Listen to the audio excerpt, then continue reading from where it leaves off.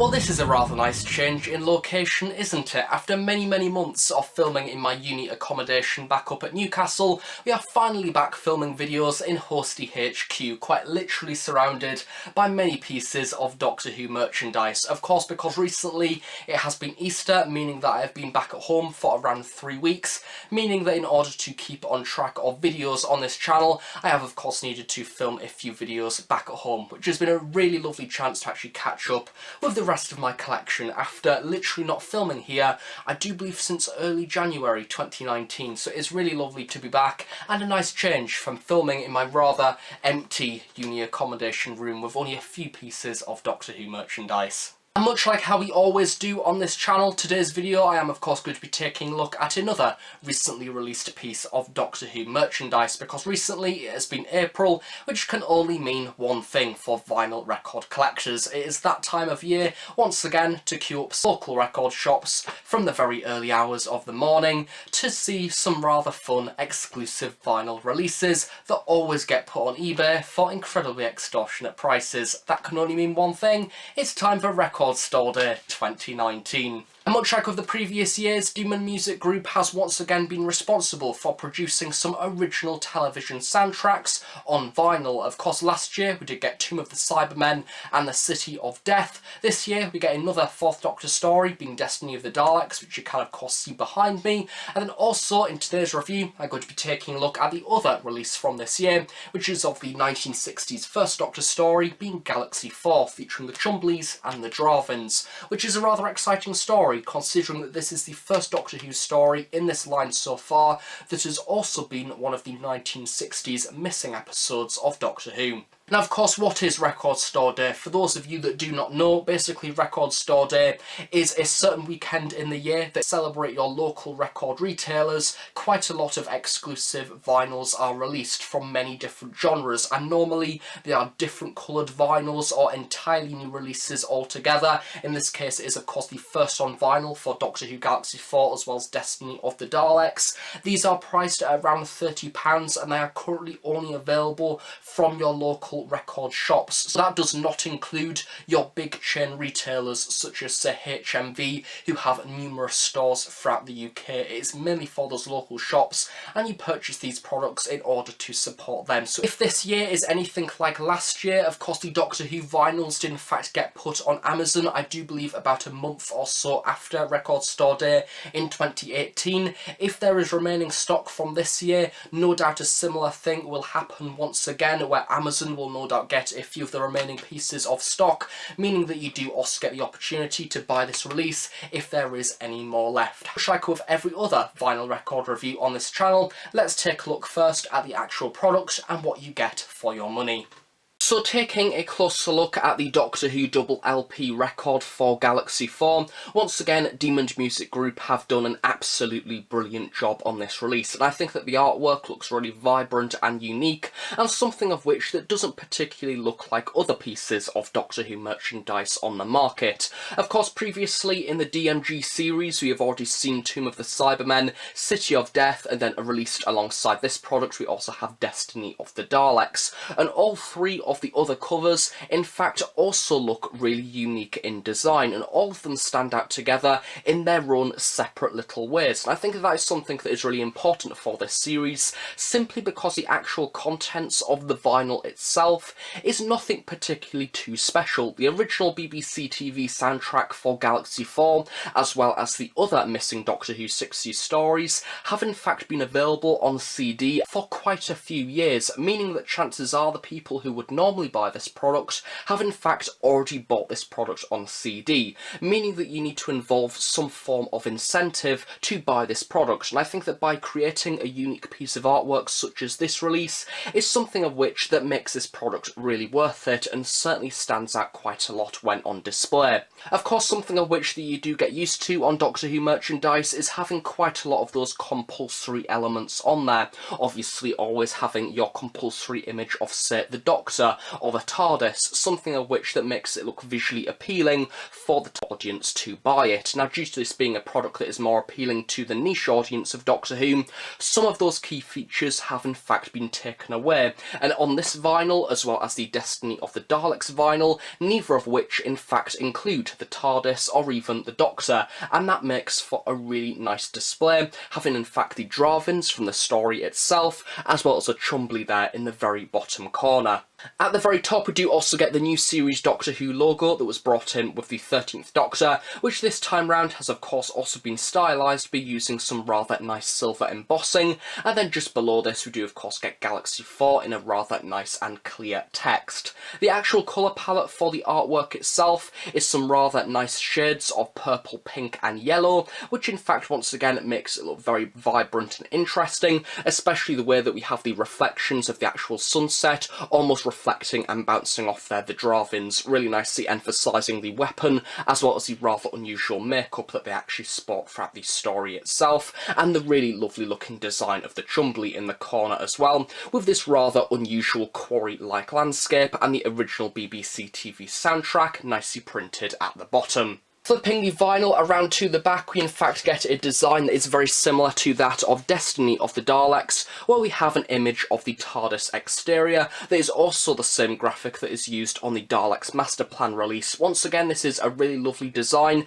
and I love the way that we have the vortex actually swooshing around the sides, along with this general purple filter over the top, as well as a continuation of these rather nice colours involving a little bit of yellow, as well as orange in there as well. At the very bottom, we do get a little bit of company information, as well as the fact that this story has been written by William Ems, starring William Hartnell, and with linking narration by Peter Purvis. Then sliding the actual vinyl open, we don't in fact have much information on this whatsoever, and it is a little bit more minimal when compared to that of the previous releases, such as Tomb of the Cybermen and City of Death that we did of course get last year.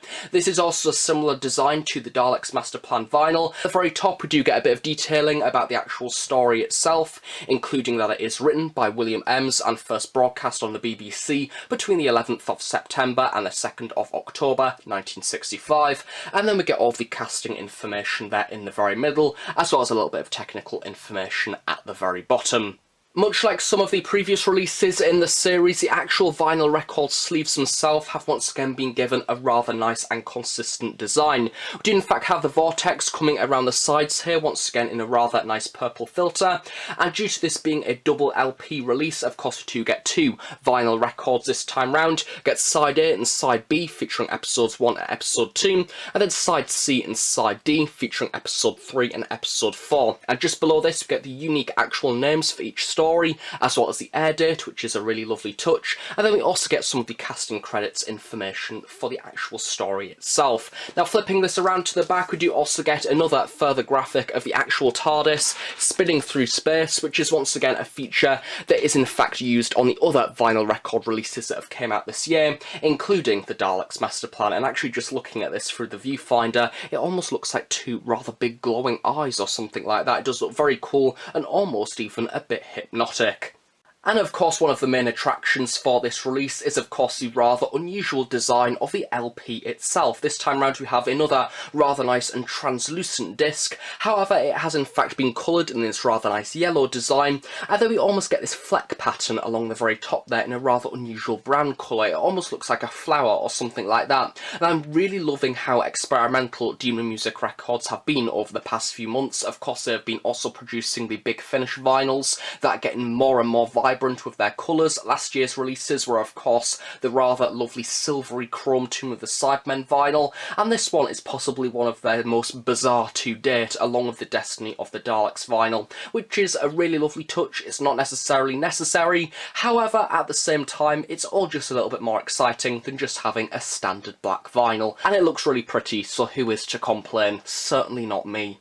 So overall, for the Doctor Who Double LP Galaxy 4 Record Store Date 2019 release, I think that generally for the actual vinyl as a product, it is stunning. It is really nice. I really do love the front cover artwork, and I love how consistent it is all the way throughout, using those different colours, including yellow and purple. And I also love the illustration there on the very front, especially of the Dravins and the way they are almost reflecting within the actual sunset itself. Of course, recommended retail for this product is around £30. So if you collect Doctor Who vinyls, that I surely recommend picking this up if you get the opportunity to do so. However, if you're somebody of which who's not really collected Doctor Who vinyls and you have a record player, it might be one worth considering. However, at the same time, the actual contents itself might not be worth that £30 price tag purchase. But overall, I really like it. It's really pretty, really visually pleasing, and considering that I started buying vinyl records completely unrelated to Doctor Who, I wanted a non-Doctor Who related hobby, it's going pretty well so far, says the person who owns at least 15 Doctor Who vinyls by this point. That is it for the actual vinyl itself. Overall, I really do like it, a great addition to the collection. However, of course, if you're somebody of which who either doesn't have a record player or who doesn't collect Doctor Who vinyls, then there is other options to actually experience this story, which I'm going to come on to in a second. Of course, vinyl records are rather expensive. £30 is a lot more expensive to that of just a standard CD, meaning that this is certainly for that much more niche Doctor Who collector that has a vinyl player or simply wants it for collector's reasons. And it is not necessarily a product that you would listen to over and over again. It's not like an album of music where you physically listen to it on enjoyment. And I think that if you are listening to Galaxy 4 on repeat over and over again, then you should most likely probably seek help as soon as possible. The reason why I in fact mentioned how you can listen to this story in different formats, that is because this episode is also available on CD and has been available to purchase on CD for quite a few years. However, coincidentally, over the last few months, the BBC have in fact released this, being the Lost TV Episodes Collection 1 from 1964 to 1965. I do believe that this came out mid-February into March, so it is a very recent release, a lot more modern from the previous version that I do believe was a cardboard box, and this does in fact have included within it Galaxy 4, and it is exactly the same content from what you get on the vinyl release. And this product, I do believe the recommended retail is around £35, however it is currently on Amazon for around £25, and it does include Marco Polo, The Reign of Terror, The Crusade, Galaxy 4 and The Mythmakers. So all of the TV soundtracks to all the missing stories from 1964 into early 1965. So if you like the CD versions a little bit more, or if you just want to experience the missing episodes, maybe consider purchasing this version simply because you get more episodes, it is cheaper, and it is also a little bit easier to actually put into storage because it's only this big as opposed to this big. That in mind, as I say, if you are a collector of Doctor Who vinyls, then I certainly recommend purchasing this release, simply because it looks absolutely stunning and it is a really lovely product that will look great on display. And with all of that out of the way, now taking a look at the actual contents of the story itself. Galaxy 4, as written by William Ems. Of course, a First Doctor story, also featuring Stephen, as played by Peter Purves, as well as Vicky in there as well, as played by Maureen O'Brien. Now, I must admit, Galaxy 4 is in fact a rather unusual story to choose for a missing episode to be released, simply because I wouldn't necessarily call it one of the stories that is looked back on as fondly. Of course, the original television soundtracks are brilliant, it is great that we in fact have them, and it is to the credit of the people that actually recorded them back in the 60s, because without them we wouldn't have pretty much any material of what these episodes were actually like to this day. The original television soundtrack is a little bit different. It includes the original recording of the 1964 story, however it is also given linking narration as done by Peter Purves, who does play Stephen within the actual story itself, meaning that all the visual stuff that does happen that you would normally see on screen, such as say maybe the Doctor being attacked by a Chumbly, or maybe the Dravins coming into shot, all of that is narrated by Peter Purves, and I was really pleasantly surprised at how well it actually flowed together. The story was very easy to comprehend and understand, and generally I felt like I knew what was going on, which is good for a story that was originally intended to be physically viewed on TV as opposed to being listened to, so I was pleasantly surprised. However, as I said, the story itself, which I'm going to get onto now, isn't necessarily the best. Of course, this episode does feature the Chumblies and the Dravins. Now, the Chumblies are a rather, not necessarily notorious villain in Doctor Who, but they are basically these rather unusual droid creatures that also look a bit like pepper pots. They look more like pepper pots than the actual Daleks do. And we also have the Dravins in this story as well, which are basically a race of females with rather unusual looking eyebrows and this rather beehive hairstyle. And they are once again this rather clone-like alien android race that are very stern in the way that they do things. They think that males are generally quite useless and they just want to kill absolutely everything. The Doctor and his companions basically get caught between the conflict between the Dravins and the Chumblies, who are also controlled by a race called the Rills, who are basically this reptilian-like creature that kind of live in this rather unusual gas that we don't necessarily see too much of within the actual story itself, and for the most part we basically bounce between the two parties, and there is a little bit of confusion here and there. What side is the Doctor on? What side is his companions on? How are they going to get out of the scenario alive, considering that the planet is going to explode within a few rotations of that planet's sun, and basically the Doctor and his companions need to get out alive, as well as the Dravins and the Hills within the actual story itself. And we soon find out that this episode does lead to a few complications, and it turns out that the Dravins in fact want to take the spaceship off the Rills in order to escape the planet and in fact leave the Rills behind in order to die. So the Dravins are in fact a rather nasty piece of work, it must be said, and the Rills are in fact a rather innocent species with rather innocent robots. I always look at 60s Doctor Who in a rather unusual manner because I kind of feel like 60s Doctor Who is a much different style to the other eras of Doctor Who, simply because the actual stories themselves are kind of a lot more drawn out. Even though quite a lot of the classic series serials are in fact 4 parts long, the 60s stories just generally feel to be a lot more slower in the way that they are scripted, and the actual plot itself is not necessarily anything too complex. It has one basic idea, it kind of goes with it throughout that runtime, and it has one problem that must be conquered by the very end, meaning that the episode itself is rather easy to follow, but also because of that, for the same reasons, it can be a little bit dull in parts, and it must be said that the companions don't particularly have too much to do. I think that throughout the whole duration, Vicky doesn't really do anything more than just be a normal average 60s female companion, and Stephen necessarily doesn't do too much either. He's just there,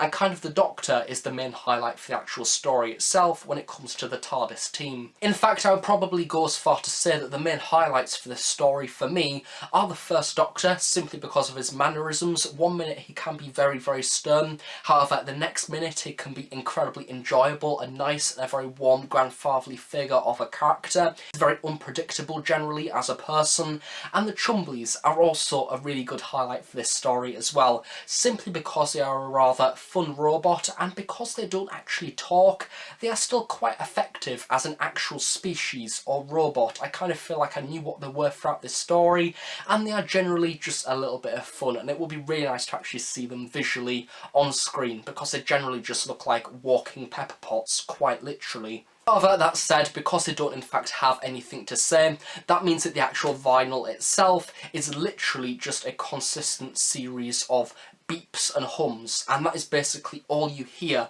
from the actual Galaxy 4 Chumblies. That is basically it, and you just get the Dravins being their odd sassy selves and basically wanting to kill everything, and because of that, I kind of feel like this story does lack in something. It is one of those episodes where I think it may have actually benefited from existing visually, simply because the Dravins look rather visually interesting, the Chumblies are rather visually interesting, and also the Rills themselves. Even though reptilian and no doubt the costume would have been a little bit similar to the Monoid, I still think that they would have looked pretty cool. And I kind of think the fact that this episode doesn't exist kind of withdraws some of the novelties that this story originally would have had. Instead we kind of have remaining the bare bones of the actual story itself, which yes is a nice listen, however nothing that I would kind of say is crucial. It is a 60s Doctor Who story that is essentially amateur Doctor Who. It is the Doctor going into space, having his standard space expositions with his companions and friends,